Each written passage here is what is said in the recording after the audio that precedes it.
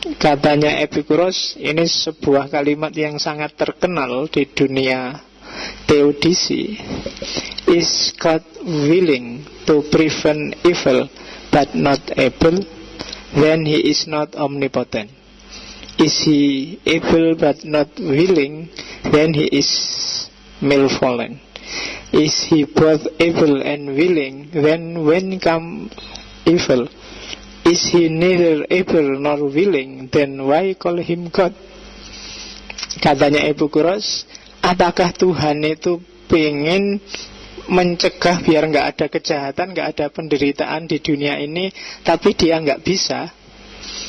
Oh, berarti dia nggak maha kuasa. Ataukah is he able but not willing? Ataukah dia bisa tapi nggak mau? Nah, berarti dia nggak maha baik. Tuhan itu kan harus maha baik. Ataukah dia mampu dan mau, tapi kok masih banyak penderitaan, masih banyak kejahatan di dunia ini? Ataukah dia tidak mampu dan tidak mau? Lah ngapain terus kita jadikan dia Tuhan? Apa itu pertanyaannya? Ya kan?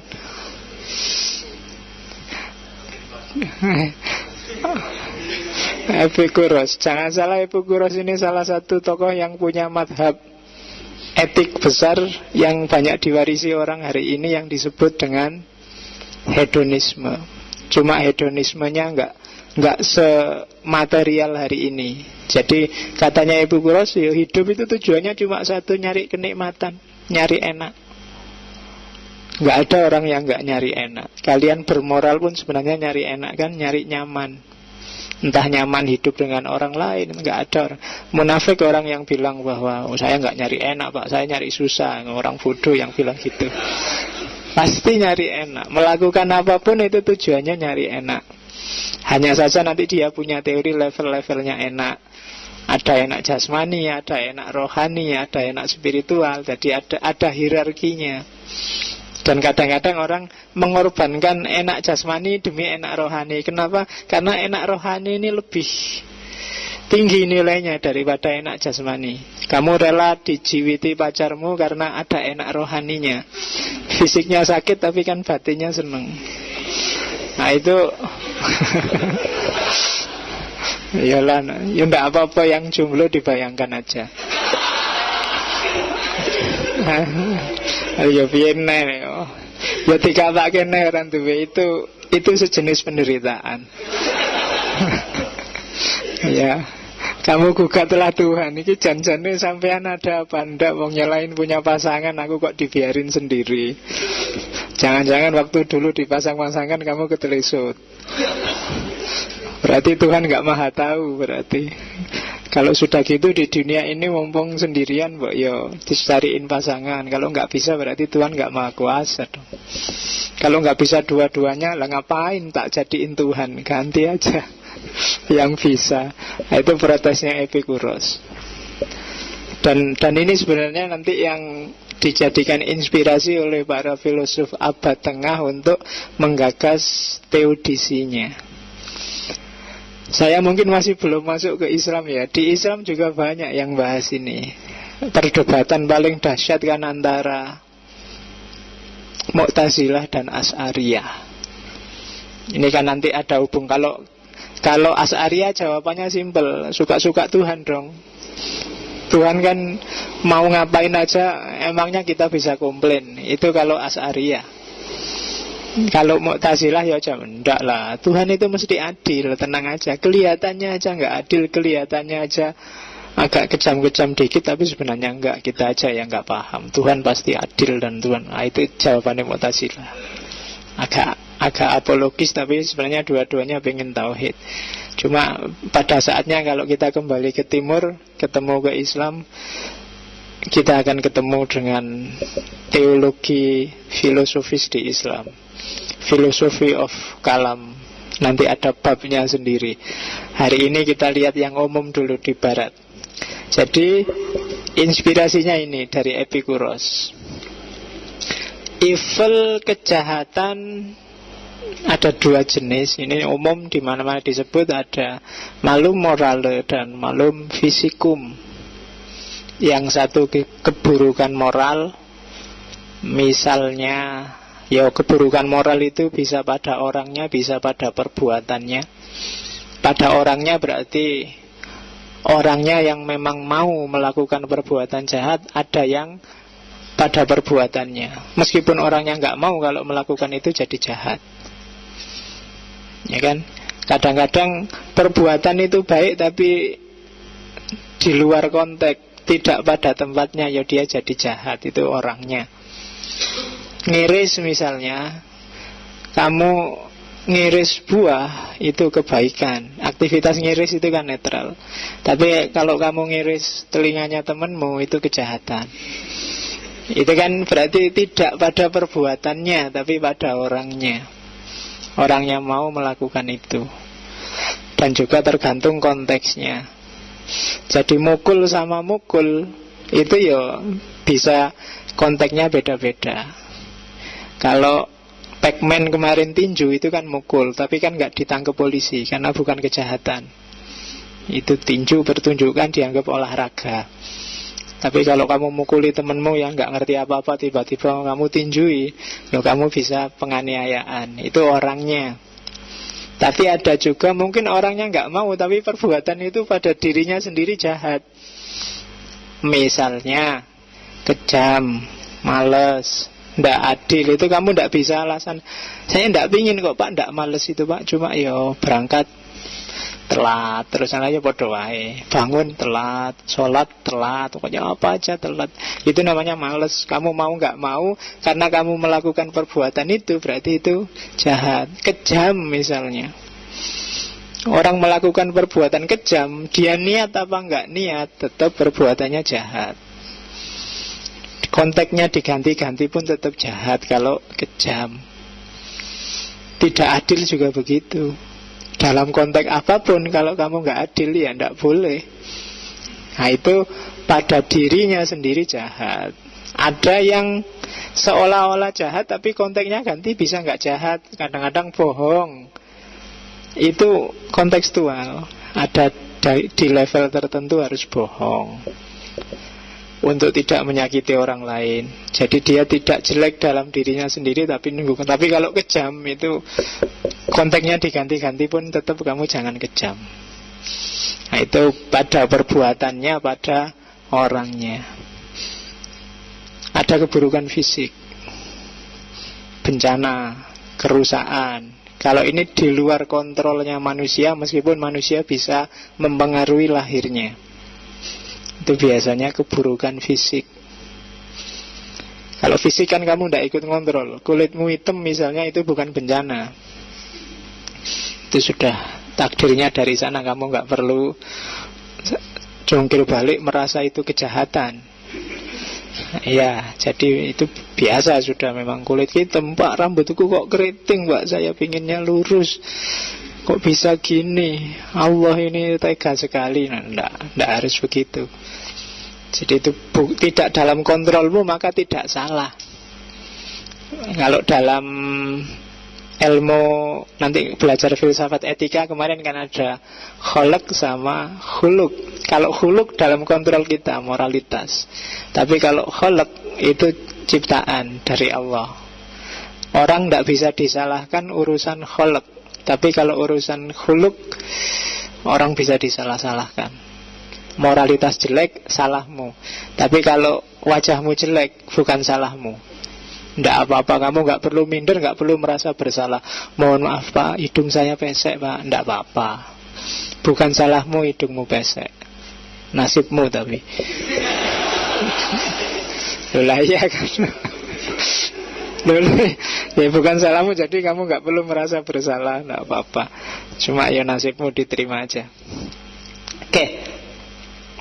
Catatan pertama sebelum masuk ke logika yang agak dalam, problem kejahatan ini jadi masalah besar di agama-agama monoteis, khususnya agama tiga besar, Islam, Kristen, dan Yahudi.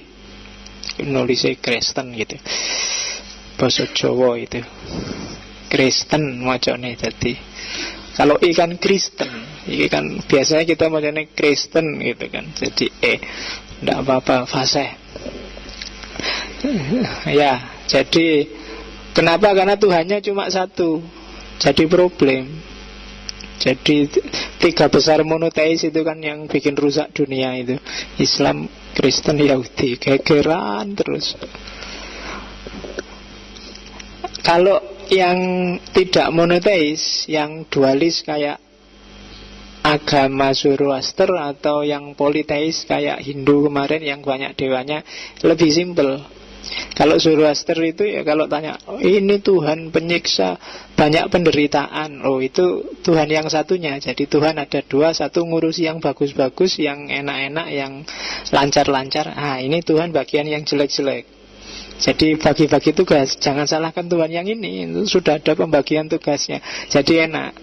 Politeis apalagi, di setiap hal ada dewanya, ada, lebih simpel, jawabannya lebih enak.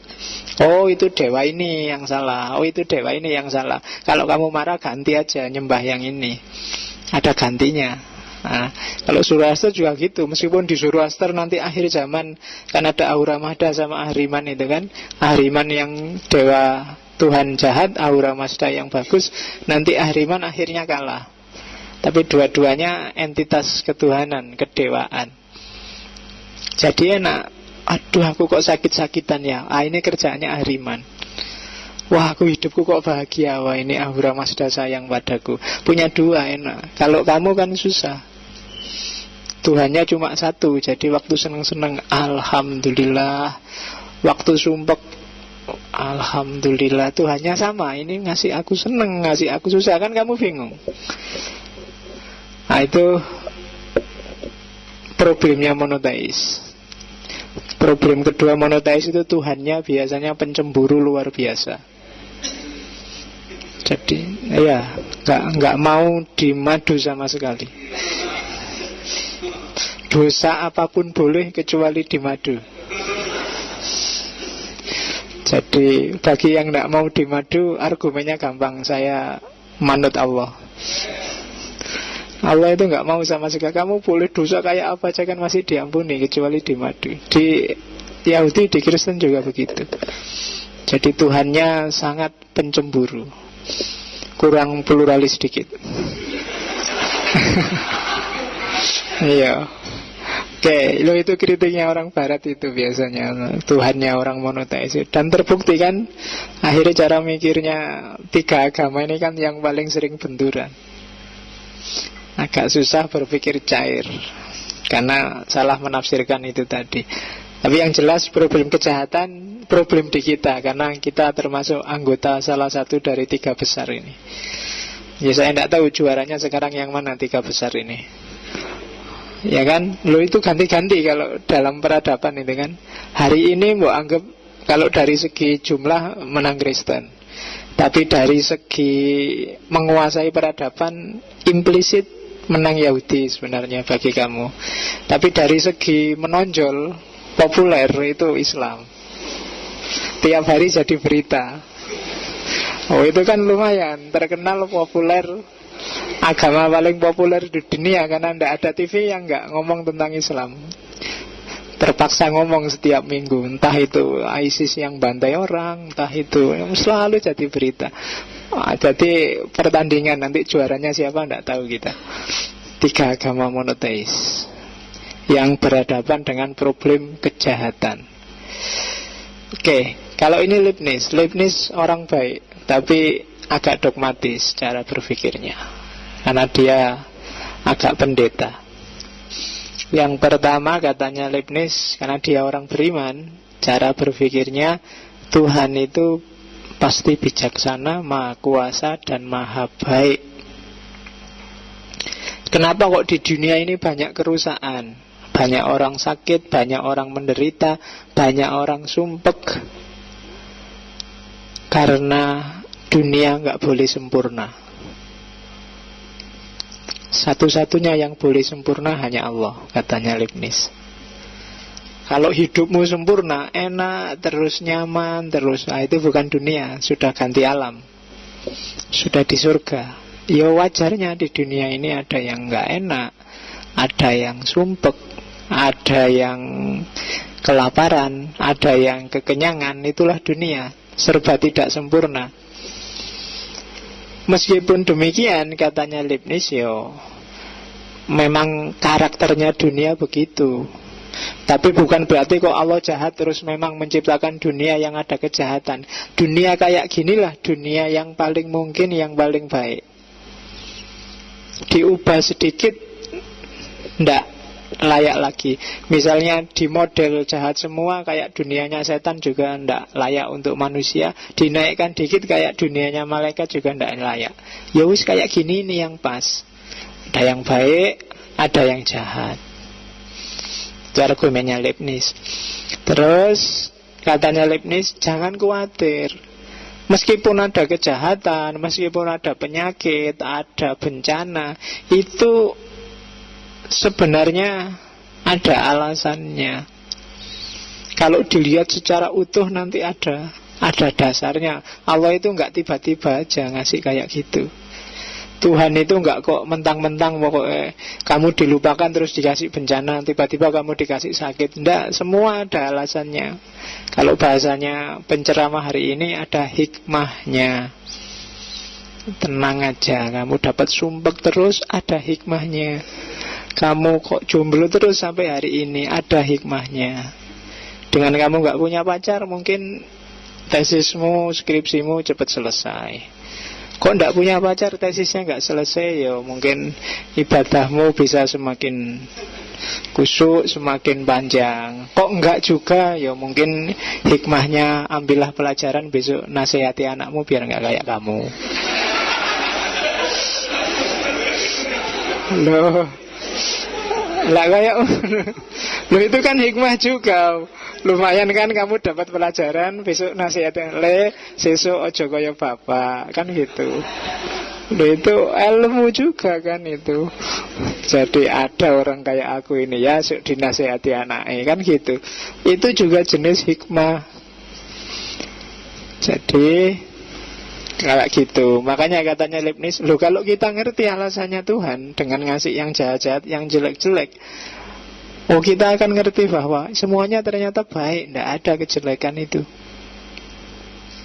Sakit itu baik, bencana itu baik. Siapa menjamin hidup di sini lebih baik daripada hidup setelah mati? Kan nggak ada yang jamin, katanya Leibniz. Jadi jangan divonis dulu bahwa Tuhan jahat. Wong kita nggak ngerti alasannya. Nah, itu argumennya Leibniz. Nanti bantahannya banyak di belakang, tapi kita pahami ini dulu.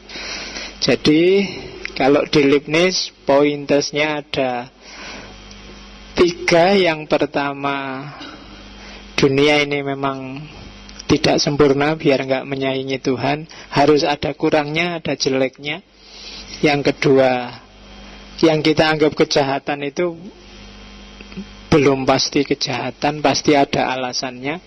Kalau kita ngerti alasannya, ngerti hikmahnya semua, maka tidak ada barang jelek di dunia ini. Semuanya baik, semuanya bisa diambil hikmahnya. Nanti kita lihat bantahan argumen kayak gini. Tapi yang jelas itu yang ada di bukunya Leibniz yang awal. Leibniz nanti dibantah oleh David Hume.